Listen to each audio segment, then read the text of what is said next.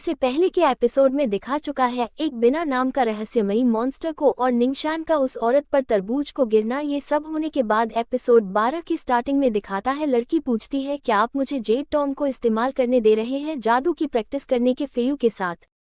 और वो सोचती है क्या हो रहा है, इसलिए वो अपने पिताजी से पूछती है क्यों, तो उसके पिताजी बोलते हैं फेयू ने खुद बोला है इसके बारे में कि तुम उसके साथ पर प्रैक्टिस करो।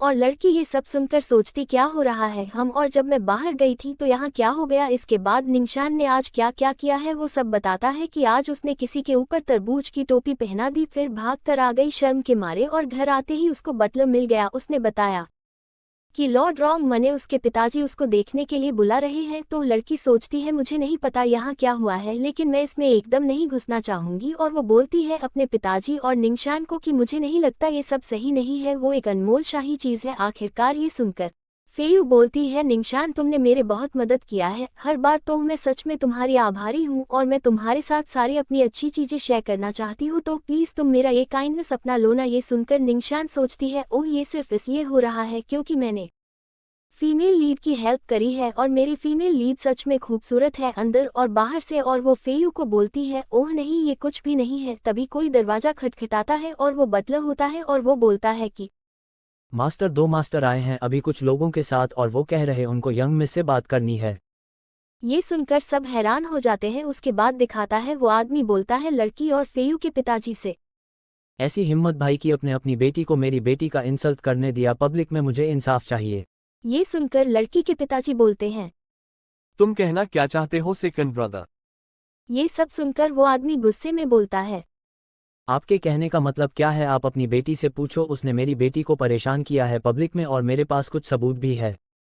ये सब देखकर लड़की सोचती है ओह नो, एक और दूसरा शो फीमेल लीड को परेशान करने वाला, और सोचती है ये जरूर फीमेल लीड की जिंदगी में मुश्किल होगा सहना। और वो आदमी फिर से बोलता है अगर आप अपनी बेटी को सबक नहीं सिखाएंगे भाई तो मैं सिखाऊंगा। और इधर लड़की सोच रही होती है ये सब विलन सच में सच्चाई को बदलना जानते हैं। हुआ तो ये था कि इन लोगों ने फीमेल लीड को परेशान किया था और वो सोच रही होती है कि क्या मुझे इसको क्लियर करने के लिए आगे आना चाहिए क्या, लेकिन क्या होगा अगर मैं खतरे में आ गई तो। तभी वो औरत बोलती है लड़की से रॉन्ग निंगशान, तुम ये ना सोचो कि तुम बचकर निकल सकती हो पीछे छुपकर। ये सुनते ही लड़की का होश उड़ जाता है और वो सोचती है क्या मैं क्या, और वो औरत बोलती है तुमने क्या सोचा मुझे पता नहीं चलेगा अगर तुम वहां से जल्दी से बचकर भाग जाओगी। मैं उस घर के मैनेजर से तुरंत ही पता लगा लिया था कि वो कमरा किसने बुक किया है, और तुम्हारे पास हिम्मत है मुझ पर तरबूज फेंकने के लिए लेकिन मानने के लिए हिम्मत नहीं है क्या। ये सब सुनकर लड़की सोचती है और डैम, तो वो मैं हूँ जो परेशानी में है। और इधर दिखाता है वो आदमी बोलता है मेरी बेटी की बेइज्जती करने के लिए सबके सामने उसको घुटने के बल माफी मांगी पड़ेगी। ये सुनकर लड़की के पिताजी बोलते हैं घुटने के बल बकवास ना करो, तुम ऐसी मामूली से बात पर मेरी बेटी को घुटने के बल आने को बोल रहे हो, मैं इसकी इजाजत नहीं देता हूँ। ये बात सुनकर वो आदमी गुस्सा हो जाता है और बोलता है क्या मामूली सी बात? आपकी बेटी की शैतानी काम को अनदेखा करने से ये सब बहुत ही बढ़ गया है, और उसने जो मेरी बेटी के साथ किया है वो मामूली बात नहीं है। और एक सड़क की लड़की यहाँ आकर रॉन्ग फैमिली के साथ ऐसा करें ये शर्म की बात है। अगर आप कुछ नहीं करेंगे तो इस मामले को मैं संभाल लूंगा। तो लड़की के पिताजी बोलते हैं निंगशान मेरी बेटी है, तुम्हारे पास कोई भी राइट नहीं है उसको सुधारने का।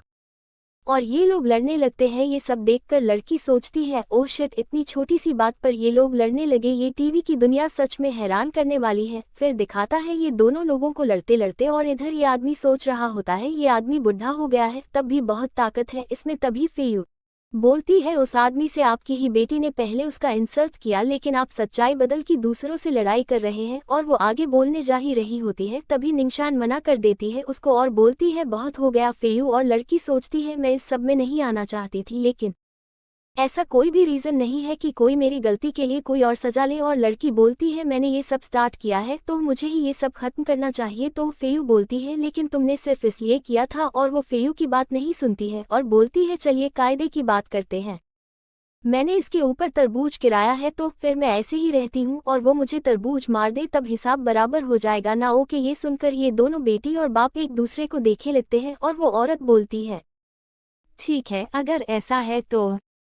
और वो तरबूज लाने को बोलती है अपने नौकरों को और इधर फेयू बोलती है निंगशान से ऐसा ना करो। निंगशान वो थी जिसने मेरा पहले इंसल्ट किया था। तो लड़की बोलती है कोई बात नहीं, सब सही है, मुझे एक सिर्फ तरबूज तो ही पड़ रहा है। तभी दिखाता है वो औरत अपने नौकरों से बहुत बड़ा तरबूज लेकर आती है और ये देखकर लड़की का होश उड़ जाता है और वो सोचती है तुम मेरे साथ मजाक कर रही हो ना क्या? इस टीवी के दुनिया में तरबूज के साइज का कोई लिमिट नहीं है क्या? इतने में वो औरत जादू से उसके ऊपर वो तरबूज मारते हुए बोलती है ये लो तरबूज, इसने इस साल प्राइज जीता था, एंजॉय करो।